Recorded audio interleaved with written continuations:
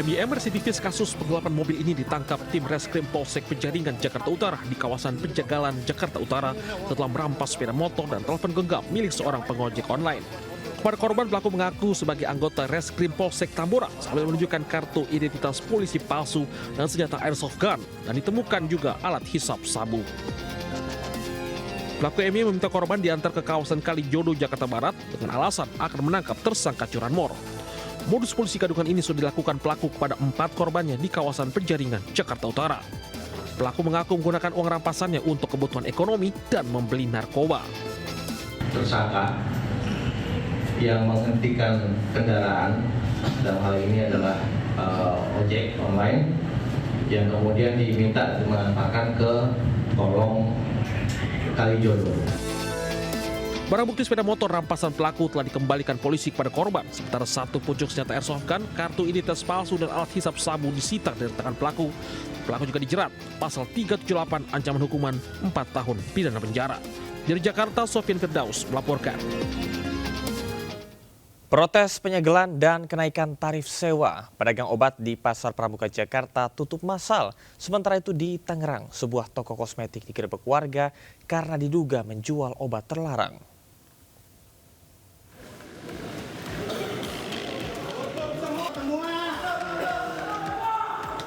Suasana di Pasar Pramuka Matraman, Jakarta Timur mendadak riuh Kamis siang. Pedagang yang semula melayani pembeli serentak menutup kiosnya. Aksi boikot berdagang dilakukan sebagai bentuk penolakan terhadap kegiatan penyegelan puluhan kios pedagang oleh Perumda Pasar Jaya. Para pedagang obat-obatan dan alat kesehatan memprotes penetapan harga sewa kios selama 20 tahun yang dinilai terlalu tinggi.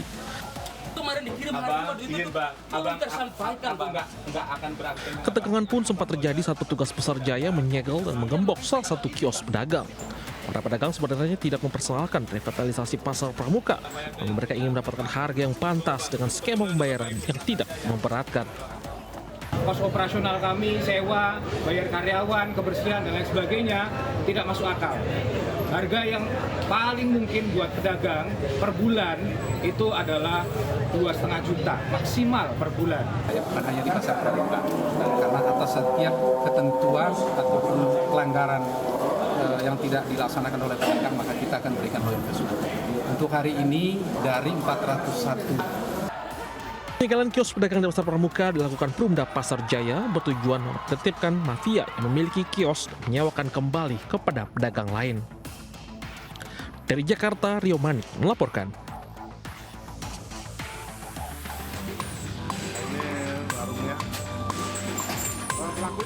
Inilah video amatir saat sejumlah warga membuka secara paksa sebuah toko kosmetik di Jalan Haji Sarman, Pondok Kacang Timur, Tangerang Selatan, Banten. Bukan tanpa sebab, para warga ini geram lantaran toko kosmetik yang selama ini ada diduga hanyalah kedok yang ternyata menjual obat-obatan terlarang. Warga pun menemukan ratusan obat-obatan terlarang dari berbagai merek dan jenis. Meski begitu, sang pemilik berhasil melarikan diri. Warga mengaku resah karena ada sejumlah remaja yang berperilaku menyimpang usai membeli obat-obatan terlarang di toko kosmetik tersebut.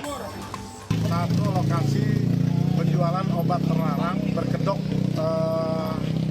obat-obat semacam kayak parfum dan lain sebagainya. Ini cuma kedok aja itu. Tapi ternyata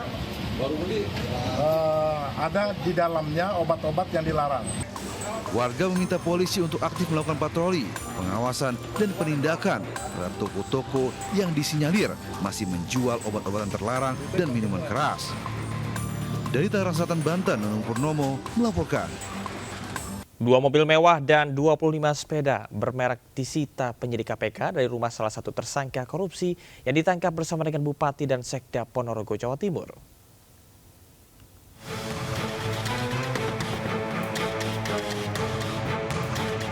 Penyidik KPK menyita 2 unit mobil mewah dari rumah Yunus Mahatma, Direktur Rumah Sakit Dr. Harjono Ponorogo di Jalan Sumatera nomor 17 Kota Madiun. Selain itu, penyidik KPK juga mengamankan 25 sepeda bermerek dari rumah mewah tersebut. Barang bukti itu kemudian dibawa ke Mapolres Madiun Kota. Sebelumnya, penyidik KPK menggeledah rumah Yunus Mahatma untuk mencari dokumen terkait kasus suap promosi jabatan yang berkenaan dengan proyek pembangunan di Rumah Sakit Dr. Harjono. Yunus Mahatma merupakan satu dari 3 tersangka OTT KPK bersama Bupati dan Sekda Ponorogo pada pekan lalu. Dari Madiun, Jawa Timur, Arif Wahyu Effendi News melaporkan. Apalagi ada kenet. Ini sih bang ada di kawal, aduh. Ini turun supirnya baju kuning. Dalam rekaman video amatir yang diabadikan sopir, terlihat sekelompok pemuda yang merupakan bajing loncat mencuri kardus karton dari sebuah truk bak terbuka yang terjebak macet di kawasan Jalan Pelabuhan Belawan, Kota Medan, Sumatera Utara. Sopir truk yang mengetahui aksi pencurian tersebut keluar dari kendaraannya, mencoba melarang para pelaku, namun aksi pencurian tetap dilakukan. Aksi bajing loncat ini menyulut kemarahan para sopir pengangkut barang lainnya. Bukan hanya diam-diam, para pelaku beraksi secara terang-terangan. Nggak pernah bang, cuman kan selalu lihat bang. Makan dari supir resah bang. Resah bang ya? Kalau bisa ditangkap bang. Harapan abang seperti apa bang? Ya harapan kami ya, kalau ditangkap juga bang lawan-lawan juga. Meresahkan bang ya? Meresahkan. Lawan, ini udah ada orang yang ada. Para sopir meminta polisi menangkap para pelaku bajing loncat karena sudah sangat meresahkan bagi pengguna jalan. Dari Medan, Sumatera Utara, Yuda Bahar melaporkan. 2 orang meninggal dunia, puluhan lainnya hilang tertimbun longsor di Cilacap, Jawa Tengah. Hingga kini tim SAR masih mencari para korban.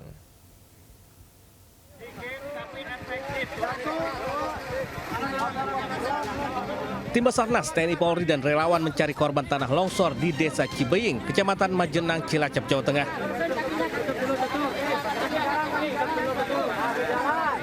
Tanah longsor menerjang 2 dusun Tarukahan dan dusun Cibuyut. Sebanyak 16 rumah warga tertimbun material longsoran tanah.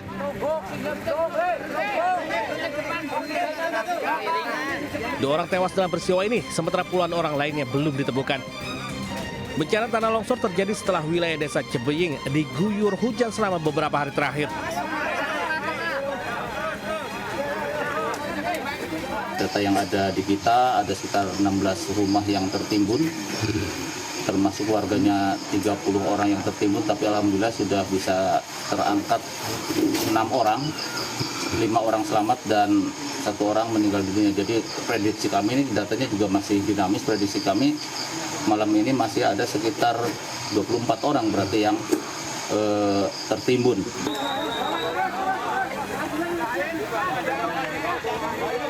Proses evakuasi korban dihentikan pada tengah malam dan akan dilanjutkan pada hari ini.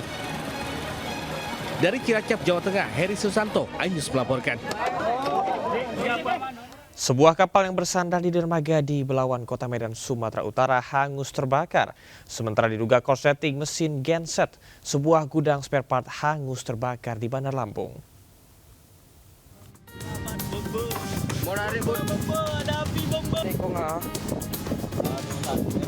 Kobaran api dan asap hitam mengepul dari sebuah kapal pukateri di dermaga B2, kawasan Gabion, Kelurahan Bagandeli, Kecamatan Medan, Belawan, Kota Medan.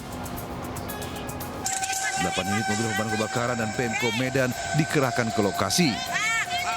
Banyaknya bahan di sekitar kapal menyulitkan pemadaman. Kebakaran menghanguskan hampir seluruh bagian kapal. Kebakaran berawal saat kapal pukateri baru bersandar di dermaga. Ketika membongkar tangkapan ikan, tiba-tiba muncul percikan api dari dalam kamar mesin. Api berhasil dipadamkan 5 jam kemudian. Asal api dari mana Pak? Api kamar mesin, terus berkobar terus, rame. Ada korban jiwa Pak? Enggak ada. Ini gudang apa Pak namanya? Gudang B2. Tidak ada korban jiwa dalam peristiwa kebakaran, namun pemilik kapal diperkirakan alami kerugian mencapai 1 miliar rupiah. Sementara polisi masih menyelidiki penyebab pasti kebakaran. Dari Medan, Sumatera Utara, Yuda Bahar melaporkan.